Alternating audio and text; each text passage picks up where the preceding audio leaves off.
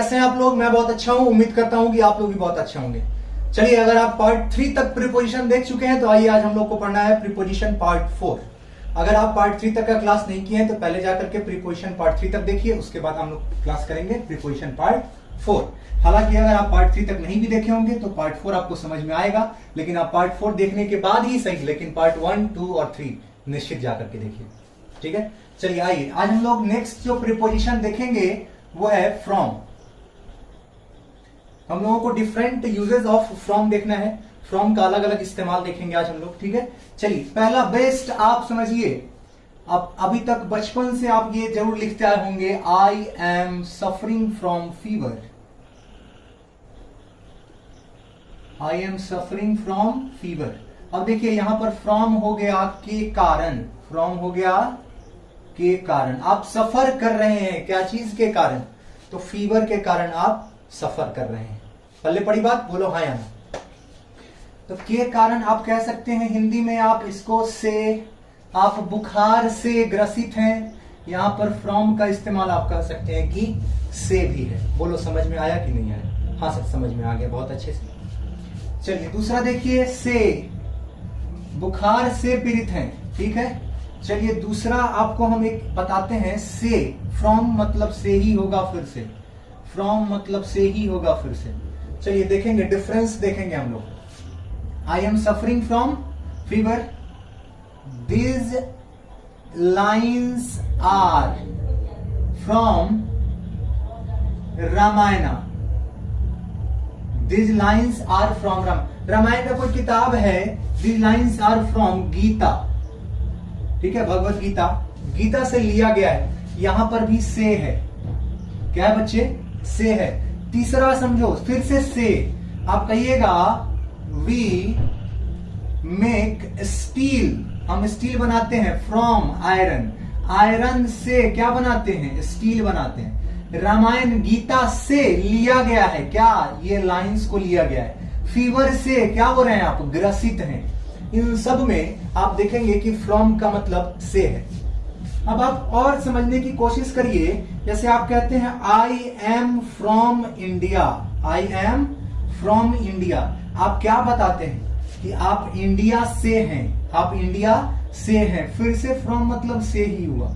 ठीक है, आप कहिएगा कि कहीं लॉन्ग सेपरेशन की बात करेंगे आप, लॉन्ग सेपरेशन, कहीं से आप बिछड़े हैं, मतलब कहीं से आप आए हैं, तब भी आप क्या कहिएगा? I have come from, I have come from Delhi. आप कहां से आए हैं? तो दिल्ली से आए हैं, तो आप क्या कहिएगा? I have come from Delhi. ठीक है, यहां पर भी क्या मतलब हो गया? I have come from Delhi, Delhi से आए हैं, यहां पर भी क्या मतलब है? से। चलिए, जैसे आपने देखा था ऑफ में शॉर्ट सेपरेशन था, शॉर्ट छोटे दूर का सेपरेशन था, वैसे ही थोड़ा अगर डिस्टेंस पड़ जाए तब हम लोग फ्रॉम का इस्तेमाल करते हैं। जैसे apples are falling from the tree, apples are falling from the tree. देखिए यहां पर भी सेपरेशन है, लेकिन थोड़ा सा डिस्टेंस ज्यादा है इस सेपरेशन का, इसलिए हम लोगों ने क्या चीज का इस्तेमाल किया? फ्रॉम का इस्तेमाल किया है। ठीक है, आप एक और इस्तेमाल देख सकते हैं फ्रॉम का, he comes from a rich family. He comes from a rich family, वो एक अमीर परिवार से आता है। आता है मतलब बिलोंग करना। यहां पर फ्रॉम का मतलब हो गया बिलोंग करना।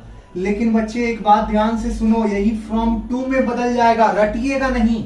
अगर कोई कहता है he belongs dash a rich family,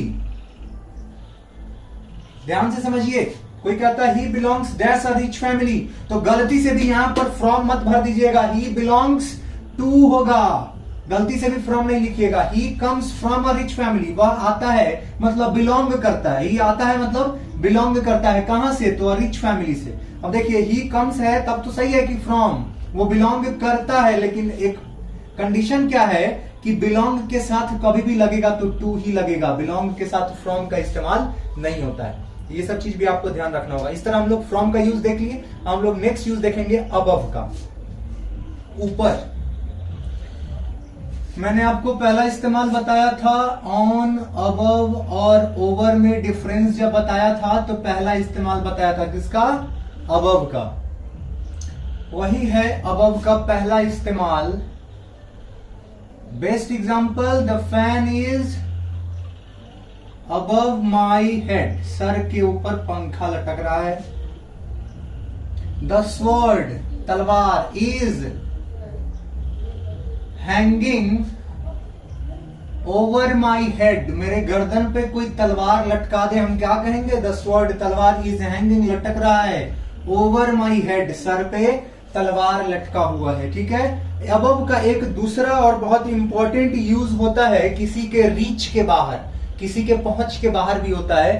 ठीक है, के परे, उसके लिए भी हम अबव का इस्तेमाल करते हैं। जैसे ही इज अबव, जैसे मान लीजिए हम, मेरा कुछ दायरा है, ही इज अबव, वो उसके बाहर है, तो he is above my surveillance.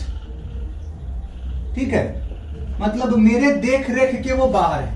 Above मतलब आउट ऑफ माई रीच, यहां पर हो गया आउट ऑफ रीच। अब अपने से परे हो जाए, अपनी पहुंच के बाहर हो जाए, उसके लिए भी हम अबव का इस्तेमाल करते हैं। ठीक है, तो ये दो जरूरी इस्तेमाल था क्या चीज का? अबव का। ठीक है, चलिए अब हम लोगों को देखना है बिहाइंड। बिहाइंड मतलब होता है पीछे, बिहाइंड मतलब पीछे, और इसका एक ही इस्तेमाल होता है पीछे, लेकिन कई तरह से इस्तेमाल किया जाता है। जैसे आपको फिजिकल सेंस में दिख रहा है कि कोई आदमी दौड़ रहा है और उसके पीछे कोई दौड़ रहा हो, तो he is running behind me. मान लीजिए मेरे पीछे कोई दौड़ रहा है तो क्या कहेंगे? He is running behind me. अब कंटिन्यूटी हो गया, मेरे पीछे पीछे पीछे पीछे दौड़ता जाएगा वो। ठीक है, आप कह सकते हैं ही इज स्टैंडिंग, अब कोई खड़ा है लेकिन किसी चीज से छुप के, पीछे छुपने का भाव हो। ठीक है, तो he is standing behind the tree, क्या चीज के पीछे? तो पेड़ के पीछे कोई खड़ा है तो आप क्या कह सकते हैं? He is standing behind the tree, पेड़ के पीछे कोई आदमी खड़ा है। ठीक है, ये भी कह सकते हैं। आप कह सकते हैं, आप लोग देखते होइएगा फेसबुक पे बड़ा अपलोड करता है आजकल बच्चा सब, मेरी मुस्कुराहट के पीछे बहुत दर्द है। ठीक है, तो आप कह सकते हैं the pain behind my smile, मेरे मुस्कुराहट के पीछे कोई दर्द है मान लीजिए, तो आप क्या कहिए? The pain behind my smile. अब के पीछे, अब ये कहीं दिखने वाला चीज नहीं है। ठीक है, man behind my success, man या पर्सन, आदमी या औरत कोई भी हो सकता है, बिहाइंड माई सक्सेस, मेरी कामयाबी के पीछे। अब कामयाबी यहां है, पीछे घूम के देख लेगा, संभव नहीं है, फिजिकल सेंस में नहीं है। ये ऐसा बिहाइंड है कि पीछे, माई सक्सेस, सक्सेस के पीछे। अब उसके लिए भी क्या चीज का इस्तेमाल हुआ? बिहाइंड का। हर जगह आप देख सकते हैं बिहाइंड मतलब के पीछे ही है, कुछ और नहीं है, लेकिन सेंस चारों में अलग अलग हो गया, बदल गया चारों में। बट का एक ये इस्तेमाल देखेंगे हम लोग। बट मतलब होता है लेकिन, बहुत ही आसान सा है कि आई आस्क्ड हिम, मैंने उससे पूछा, लेकिन ही डिड नॉट रिप्लाई, उसने रिप्लाई नहीं किया। आई आस्क्ड हिम, मैंने उससे पूछा लेकिन उसने रिप्लाई नहीं किया, तो क्या हो गया? बट मतलब लेकिन हो गया। लेकिन बट का एक सबसे इंपॉर्टेंट क्या है यूज, वो आप ध्यान दीजिएगा। बट मतलब को छोड़कर, बट मतलब को छोड़कर। ऑल बट यू मतलब सभी तुमको छोड़कर, मतलब तुम्हें छोड़कर सभी वर प्रेजेंट, सभी मौजूद थे वहां, किसको छोड़कर? तुम्हें छोड़कर। पहले पढ़ी बात, जैसे देयर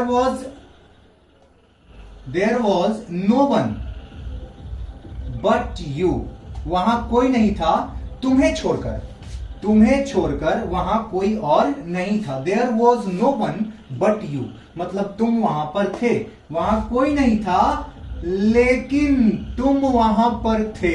अब देखिए, आसान करने के लिए बट का मतलब बना दिया यहां पर को छोड़कर, तुम्हें छोड़कर। देयर वॉज नो वन, वहां कोई और नहीं था, लेकिन यहां पर भी बट का मतलब वही है, सिर्फ मीनिंग इसका बदल जाएगा। देयर वॉज नो वन, वहां पर कोई नहीं था लेकिन तुम थे, कहने का ये मतलब है, मतलब तुम्हें छोड़कर वहां पर कोई और नहीं था। बेहद आसान सा इस्तेमाल था। एक और हम लोग देख लेंगे प्रीपोजिशन अलोंग, ये बहुत आसान है। जैसे कोई भी चीज के पैरेलल कोई चीज अगर है तो इसके लिए हम अलोंग का इस्तेमाल करते हैं। जैसे मान लीजिए ये रोड है, ठीक है, और रोड के बगल से ही कोई एकदम साथ में चल रहा हो, तो हम लोग क्या बोलेंगे, the man is walking, the man is walking along the road, along the road।